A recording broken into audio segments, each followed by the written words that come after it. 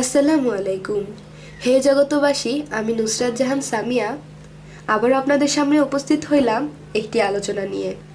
আজকে আমি আপনাদের সামনে যে আলোচনাটি করব সে আলোচনাটির হেডলাইন হলো পৃথিবীতে কেউ দরবেশ আবার কেউ ধরেছে বেশ। এই নিয়ে কিছু তত্ত্ব আলোচনা। সর্বত্যাগী অনুরাগী তিনি হন বৈরাগী। এখন আমরা খেয়াল করে দেখতে পাই বৈরাগ্য বেশ বা বৈরাগ্য বেশে কত মানুষ ঝোলা নিয়ে বের হয়ে গেছে। বৈরাগ্য বেশ ধরিয়া ভিক্ষা করে খাইতেছে, আল্লাহ তাআলার উদ্দেশ্যে নয়। আসলে অরিজিনাল বৈরাগ্য হলো সংসারে থেকেও না থাকার মতো থাকতে পারা। যে জগতে আমার সবাই আছে, আমার সব কিছু আছে, কিন্তু মনে ভাবতে হবে কি আমার সব কিছু থাকা সত্ত্বেও আমার কিছুই নাই।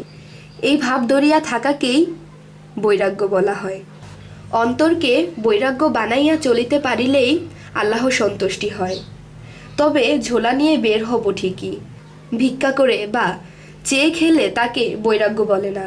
বৈরাগ্য একজন ব্যক্তি যদি সত্যিকারের বৈরাগ্য হয়ে থাকে তাহলে তাকে চেয়ে কোনো সময়ই খেতে হবে না, তার সামনে এমনি খাবার উপস্থিত হবে।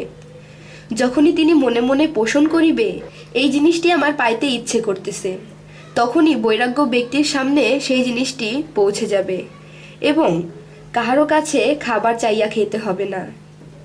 এই রকম যদি কাহারও বৈরাগ্য হয় তাহলে তার বৈরাগ্য ঠিক আছে।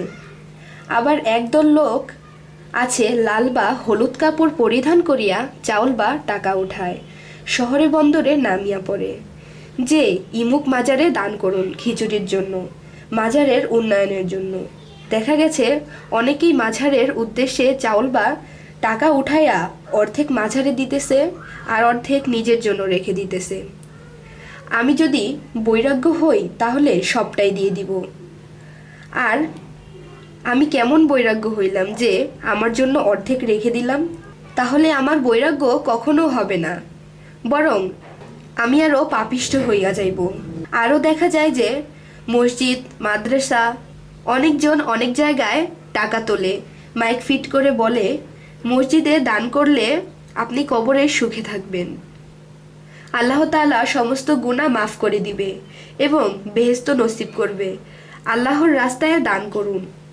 সারাদিনে রোদে পুড়ে টাকা যা কিছু পায় তাহা অর্ধেক মসজিদ কিংবা মাদ্রাসায় দান করে এবং বাকি অর্ধেক নিজের জন্য রেখে দেয় বা নিজের কাজে লাগায়।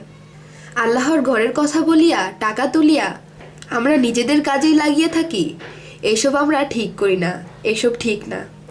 কেহ সাধুর বেশ ধরিয়া অসাধুর কাজ করতেছে, আবার কেহ মৌলবী মাওলানা সাজিয়া বা তাদের বেশ ধরিয়া আল্লাহর নামে টাকা উঠাইয়া তারা নিজেরাই আত্মসাৎ করতেছে।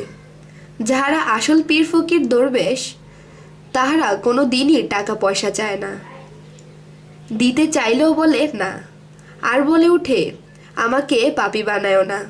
এবং কেহ মনের খুশিতে কিছু দিলে তাহা নিলেও ক্ষতি নাই, উভয়ের প্রতি আল্লাহ খুশি থাকেন।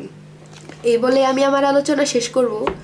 সকলে ভালো থাকবেন, সুস্থ থাকবেন এবং আমাদের ভিডিওগুলো যদি আপনাদের ভালো লাগে আমাদের চ্যানেলটিকে সাবস্ক্রাইব করে আমাদের সাথেই থাকবেন। ভালো ভালো ভিডিও পাওয়ার জন্য আমাদের ভিডিওগুলোকে বেশি বেশি শেয়ার করবেন। আল্লাহ হাফেজ।